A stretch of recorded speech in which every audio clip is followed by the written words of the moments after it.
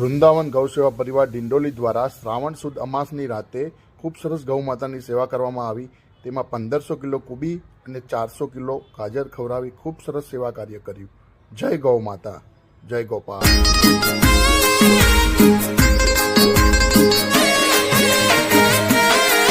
इस जगत सराय में मुसाफिर रहना 2 दिन का, इस जगत सराय में मुसाफिर रहना 2 दिन का, मुसाफिर रहना 2 दिन का।